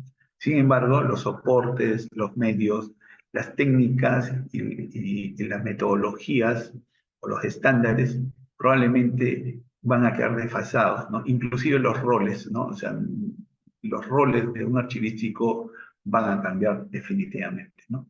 Y no creo que se vaya a extinguir. Por lo contrario, podría hasta tomar un papel importante, relevante en la sociedad. Con esto doy por finalizado mi exposición y agradezco la atención de cada uno de ustedes. Muchísimas gracias, ingeniero doctor Sergio Valcárcel Asencios, por tan interesante exposición.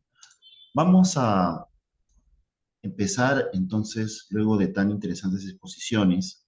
Hay que mencionar además de que los temas han sido bastante comentados a través del Facebook y sobre todo porque son actuales, son temas que están en vigencia en este momento. Por eso, acto seguido, vamos a pasar a la segunda fase de la ronda de preguntas. Iniciando esta ronda de preguntas, las cuales hemos escogido del chat, voy a dar lectura a alguna de ellas.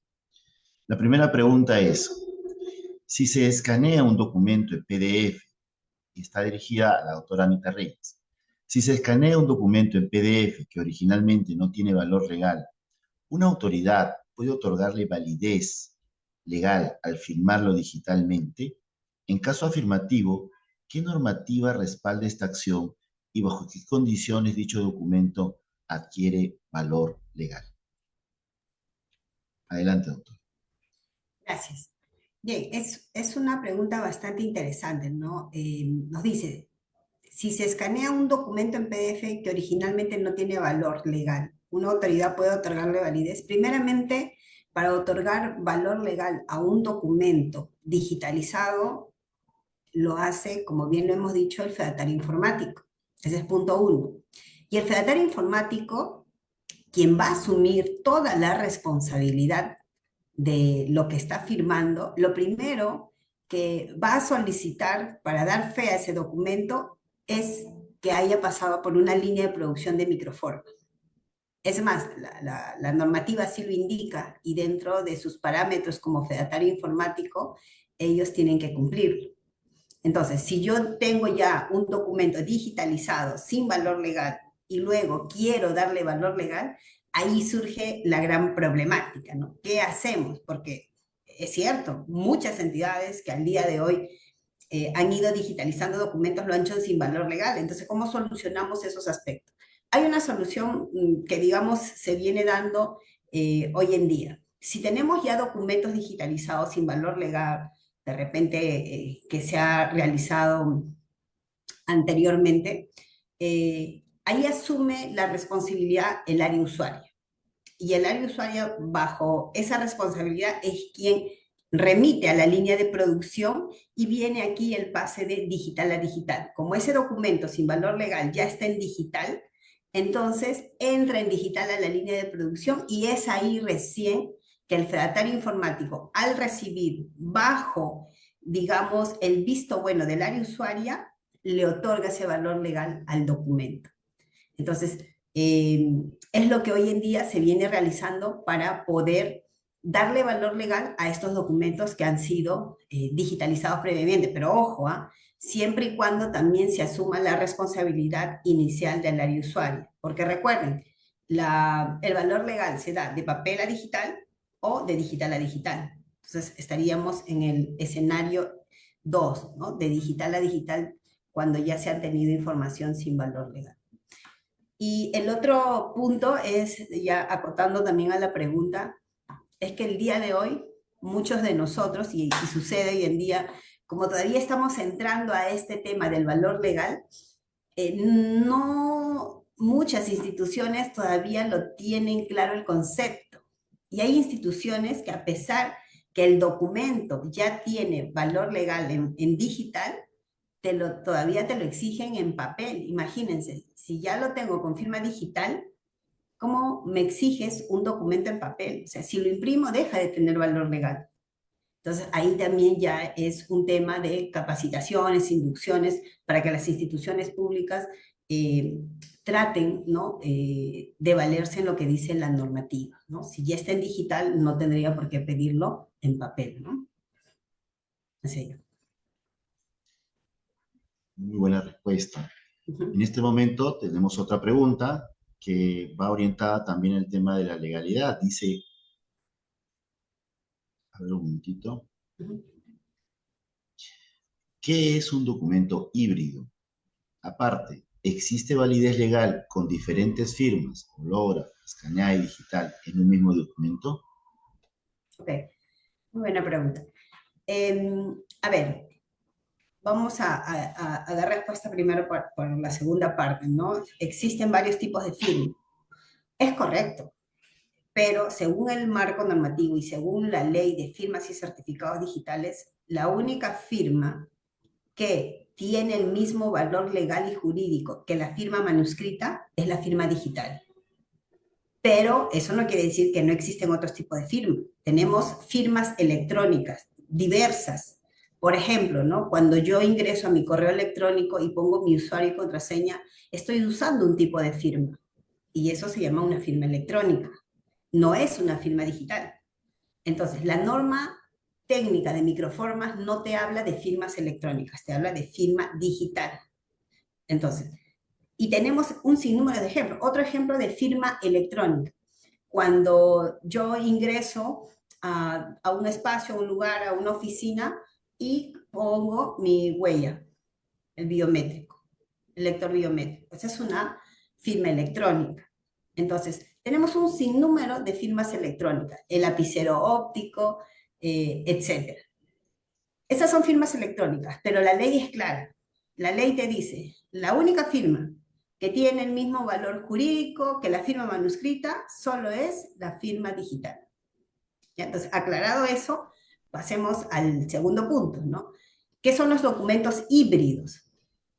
Es que el tema de documentos híbridos nosotros lo hemos manejado, digamos, casi de costumbre, ¿no? Tenemos un documento en digital y luego llega un documento en papel, lo digitalizo y lo voy sumando. Pero si se dan cuenta, eso que es sumado, que es escaneado, no tiene valor legal. Por lo tanto, es imposible juntar un documento con valor legal con otro documento sin valor legal. No se puede. ¿Cuál es la solución? Entra nuevamente en la línea de producción de microformas. Ese documento sin valor legal tendría que pasar por la línea de producción, luego recién sumarse al valor legal que tiene el documento. Ahí sí ya todo junto viaja en digital con valor legal. Se unen en digital y con valor legal. Entonces, si se dan cuenta, la línea de producción es el pase para la transformación de papel a digital con valor legal y de lo digital sin valor legal a digital con valor legal. Por eso la norma es clara, ¿no? La norma técnica te dice papel a digital o de digital a digital con valor legal. Eso es. Muchísimas gracias por tan interesantes acotaciones y también a las personas que están enviando sus preguntas. En esta oportunidad vamos a hacer una pregunta para el ingeniero Sergio Valcárcel.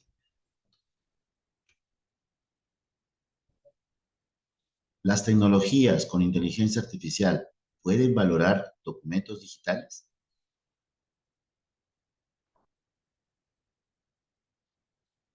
Su micrófono está apagado.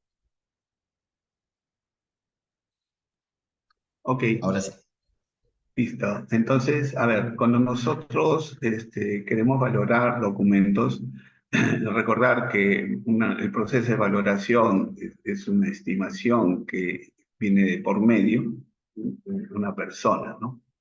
La inteligencia artificial de hoy, ¿no? Que estamos en primer nivel, según San Altman, básicamente necesita de información de entrada para poder inferir algo, ¿no? Por lo tanto, actualmente la inteligencia artificial no tiene capacidades como para poder valorar, salvo que determine, digamos, un modelo y lo entrene para esos aspectos específicos, ¿no? Y pueda, de alguna manera, recomendar. En el futuro, tal vez, la inteligencia artificial se va desligando de las decisiones humanas y podría generar su propia valoración. Gracias.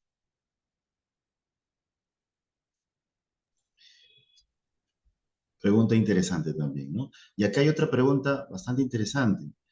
¿Existiría corrupción con la implementación? Vamos a poner en pantalla para que podamos leerlo. ¿Existiría corrupción con la implementación de la inteligencia artificial? Muy bien. Y, esta pregunta es de verdad muy interesante. La verdad, la palabra corrupción es un fenómeno que está más allá de la tecnología. De hecho, en algunas lecturas se habla, digamos, que el principio de la corrupción aparece en la misma naturaleza. Entonces, nosotros, cuando todavía éramos primitivos, eh, todavía no teníamos esa capacidad todavía como para razonar como lo hacemos ahora, por lo tanto era más instintivo. Y generalmente buscábamos formas para poder encontrar la comida, ¿no? Y cuando hablo de formas es que utilizaba un concepto que se llama el engaño, ¿no? El engaño fue siempre el tema, digamos, no solamente en seres humanos, sino en animales, que permite mimetizarse, por ejemplo, para poder capturar su presa, ¿no? Cuando aparece el lenguaje humano y se incrementa o se añade el engaño, entonces se convierte en lo que se llama más adelante una mentira, que esa mentira a su vez en su evolución es lo que conocemos como corrupción. Entonces, si hablamos que la corrupción como tal va a primar en la inteligencia artificial, depende mucho de quién lo esté construyendo, ¿no? Si estamos hablando de personas que no son éticas y no tienen un valor moral sobre la vida, entonces es obvio que la inteligencia artificial va a apuntar a esa forma, ¿no? Sin embargo, como mencioné más atrás, la inteligencia artificial como tal está regulada cada vez más, ¿no? Ya empezó Naciones Unidas el año pasado, ¿no? Mandando directrices a los gobiernos de diferentes partes del mundo para que incluyan en su constitución y en sus normas legales aspectos de la ética en la inteligencia artificial, ¿no? De hecho, en nuestra legislación ya se habla de eso, ¿no? Y estoy seguro que más adelante esto va a comenzar a tomar un papel muy importante en vista de que si dejamos a la suerte, ¿no? El control de la ética, es muy probable que tengamos una anarquía en términos globales, ¿no? La corrupción, vuelvo a repetir, desde mi punto de vista no va desde el lado de la inteligencia artificial, es netamente humano. Gracias. Excelentes aportes, doctor Valcárcel, ¿no? Interesante también porque se relaciona bastante con el lado humano de lo que tenemos como parte de nuestra propia naturaleza humana, ¿no? La mentira, por ejemplo. La mentira es una acción humana, ¿no? Y algunas veces se ha mentido para llegar a un objetivo que puede tener una buena intención de repente. Y digamos, si ese es el camino que la inteligencia de repente entre tantas opciones va a escoger, podría escoger también la mentira, ¿no? O sea, si de todo lo que, un discurso, por ejemplo, un discurso que se aplica a un determinado tema, se concluye que la mejor forma de poder solucionar un problema es mintiendo. O la inteligencia artificial puede llegar a esa conclusión, como muchos políticos lo hacen, ¿no? Prometen cosas que no cumplen. La inteligencia artificial podría funcionar como un político, por ejemplo. Son cosas que de repente van a llegar a una reflexión cuando se materialice una nueva etapa, ¿no? Una nueva fase de la implementación de la inteligencia artificial. José, si me permites añadir una cosa rapidita sí, nomás, ya claro que que hablamos sí. de mentira, hay algo importante que sucede en la inteligencia artificial moderna, ¿no? A partir de los asistentes o los chatbots, es el efecto del alucinógeno. O sea, una inteligencia artificial tiene, digamos, un sesgo que alucina, ¿no? Es el equivalente a una persona que alucina, ¿no? ¿A qué trata eso? No es que en realidad la inteligencia artificial tenga un cerebro humano. Lo que sucede es que es la manera de cómo se tratan los datos, ¿no? Cuando los datos no tienen buena calidad o no han pasado por un proceso, ¿no?, adecuado para su entrenamiento, entonces el sistema no puede responder a ciertas reglas gramaticales que han sido introducidas inicialmente y por lo tanto va a crear para dar una respuesta algo que no necesariamente es verdad. ¿De acuerdo? Y eso es lo que podría alguna persona considerar que la inteligencia artificial miente y por lo tanto podría ser corrupta. No es así, sino es un problema que todavía los especialistas están estudiando, ¿no? Porque de hecho más adelante va a haber una corrección en una función algorítmica que va a evitar estos tipos de sesgos. Gracias. Muy buen aporte, doctor. Tenemos otra pregunta para la doctora Reyes.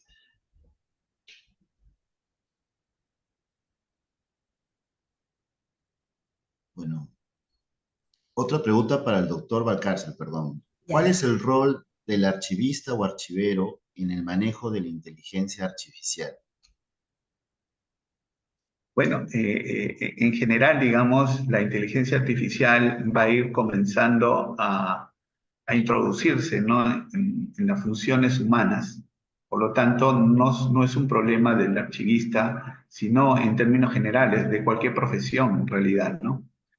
Ustedes pueden notar, por ejemplo, cuando utilizamos el chatbot, no importa si lo utiliza un ingeniero, lo utiliza un médico, lo utiliza un archivero, no, puede utilizarlo cualquiera, ¿no? Por lo tanto, el fenómeno que va a ocurrir y que ya algunos expertos en la materia lo han dicho, es que va a haber un desplazamiento de la persona por el conocimiento en el cual la inteligencia artificial en su momento lo va a superar al humano, ¿no? Entonces, al superar al humano, entonces es obvio que las capacidades que tiene una máquina con su algoritmo, con una velocidad distinta, muy diferenciada con el humano, va a destacar, pues. Entonces, si tú eres empresario, ¿a quién le vas a dar la prioridad? ¿A una persona que se queja, que es lenta, que no trabaja las 24 horas o todo lo contrario a una máquina que va a hacer eso, ¿no?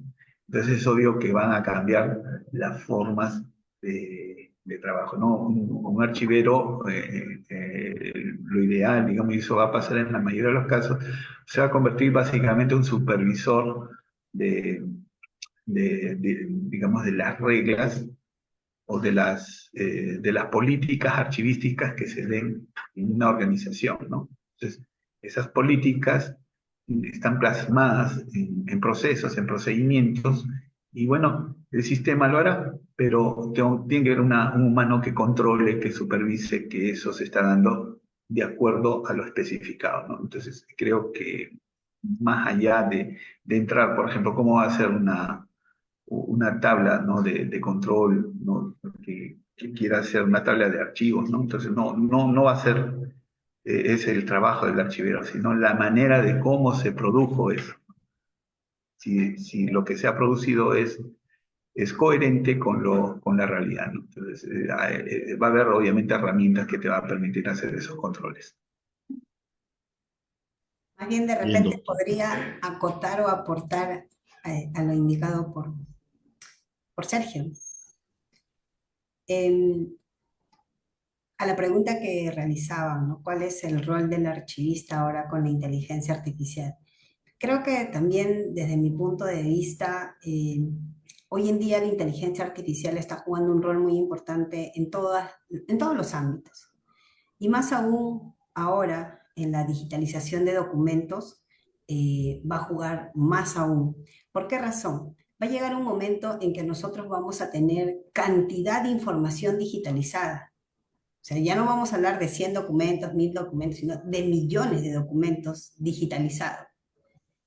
¿Qué va a suceder? Imaginemos en un futuro no muy lejano que la administración pública esté digitalizada al 100%.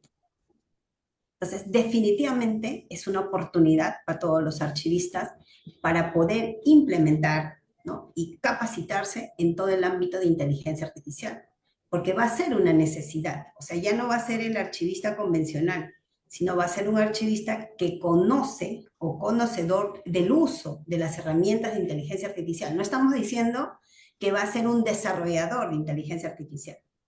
Estamos diciendo que va a ser un buen uso y explotar al máximo las herramientas de inteligencia artificial, porque finalmente es una herramienta más. Entonces, creo yo desde mi punto de vista es una oportunidad desde ya, más aún que tenemos los marcos normativos, de poder seguir afianzando nuestras capacidades, nuestros conocimientos con el uso y manejo de la inteligencia artificial. Porque si ya existe la norma y todas las instituciones públicas van a implementar la digitalización, creo que en un tiempo no muy lejano vamos a tener que hacer uso de la inteligencia artificial para poder procesar toda esa cantidad de datos que se tiene hoy en día ya digitalizados, ¿no? Entonces, hay mucho por hacer.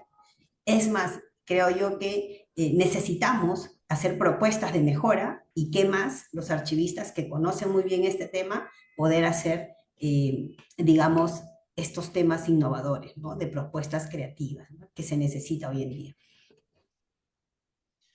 Gracias. Bien, tenemos aún más preguntas y ahora volviendo al tema de la digitalización voy a hacer ya la última pregunta. ¿Qué pasará con aquellas instituciones públicas que hicieron o están haciendo el proceso de digitalización sin el valor legal respectivo? Bien, ahí entra a tallar lo que siempre nosotros en el ámbito tecnológico decimos, ¿no? Tiene que haber este quiebre, ¿no? Para, si ya tengo el marco normativo que me exige que los documentos tienen que estar con valor legal, entonces tengo que hacer un alto. Y a partir de ahí empezar a digitalizar con valor legal. Y lo que ya digitalicé, como les decía, van a entrar a la línea de producción, pero de digital a digital para tener ese valor legal. Y el resto que sigue en papel entrará directo, ¿no? De papel a digital con valor legal. Entonces, todo ese trabajo que se ha venido haciendo no es que se va a desperdiciar, no es que va a quedar ahí en vano. No, entonces hay una salida, como les digo. Si ya están digitalizando sin valor legal y hay una gran cantidad de información de datos, entonces toda esa información pasará a la línea de producción para poder ser o para poder darle valor legal, pero bajo el contexto de digital a digital. Espero que haya quedado clara la respuesta. Entonces, vamos a continuar y haciendo un corte, ¿no? A partir de la fecha, con valor legal y lo que ya estaba simplemente pasa a la línea de producción. Muy bien. Bueno, seguidamente, luego de haber escuchado tan interesantes respuestas en torno a tan interesantes temas, quiero hacer un cordial agradecimiento a los expositores por haber aceptado primero estar presente de este día del Jueves Archivístico, por haber brindado toda su experiencia con elocuencia y sobre todo con mucha determinación y conocimiento sobre las materias que se han planteado el día de hoy. De la misma forma, poder hacer un pequeño resumen de lo que se ha planteado el día de hoy. El día de hoy hemos hablado, o los expositores han podido comentar, acerca de los temas de la digitalización de documentos con valor legal en el Perú, cuáles son los retos y oportunidades en la administración pública, mostrando la línea de producción de microformas, el uso de las tecnologías y las normas que dan el marco procedimental y también el valor legal que existe en el caso de los documentos digitalizados bajo la óptica y el procedimiento de línea de producción de microformas, y de la misma manera como estos procedimientos dan una oportunidad también a los archivistas egresados de la Escuela Nacional Archivística a poder intervenir con sus conocimientos, con su experiencia en el desarrollo de alternativas de la custodia, del diseño, de la gestión para poder justamente gestionar adecuadamente la información que luego se va a proceder a digitalizar con valor legal. en esa orden de ideas, también los archivos del mañana, la inteligencia artificial en la gestión archivística, en el marco del poshumanismo, que el ingeniero Valcárcel Asensio nos acaba de enseñar, nos da una visión prospectiva, proyectiva, de lo que significa el desarrollo de las tecnologías en el aprendizaje de las máquinas, que a la larga en la evolución propia de nuestra propia tecnología, de la ciencia, vamos a poder disfrutar con ciertos beneficios para la humanidad. Se habla de un posthumanismo porque las mismas máquinas, las mismas fórmulas, algoritmos que se van a plantear en torno a la inteligencia artificial van a ir avanzando y evolucionando. Y por qué no, el ingeniero Valcárcel lo acaba de mencionar, también van a mostrar pues una suerte de desarrollo autónomo. Entonces, este desarrollo autónomo va a implicar pues también el uso de más tecnologías y más herramientas que van a dar luces al final de un trabajo coordinado donde no debemos perder la perspectiva también del rol que tienen los profesionales, entre ellos los archivistas, egresados de la Escuela Nacional de Archivística, quienes deben conocer todos estos temas para poder involucrarse mejor en el desarrollo de la ciencia archivística aplicando la tecnología. Bueno, seguidamente, luego de haber hecho un pequeño resumen de lo que se acaba de expresar, hemos llegado al final de la conferencia y queremos agradecer nuevamente a nuestros dos ponentes, así como también a todas las personas que nos han acompañado a través de la transmisión en vivo por el Facebook Live, de la Escuela Nacional de Archivística y del Archivo General de la Nación. Asimismo, les informamos a las personas que deseen la certificación de la conferencia por 3 horas académicas que deberán registrar y completar sus datos personales en el formulario que lo estamos fijando en los comentarios o el chat de la presente transmisión en vivo. Finalmente, los invitamos a seguirnos en nuestras redes sociales para que estén informados de nuestros próximos eventos académicos y cursos de capacitación, así como también quedan cordialmente invitados a nuestra siguiente conferencia a realizarse el jueves 14 de abril y que lleva el título Archivos y Transparencia, garantizando el derecho de acceso a la información. Los esperamos. Muchas gracias y muy buenas noches. Muchas gracias. Buenas noches a todos. Mil gracias. Buenas noches. Chao, Sergio. Buenas noches. Chao. Buenas noches. Chao. Buenas noches. Bye bye. Chao, José. Gracias. Gracias.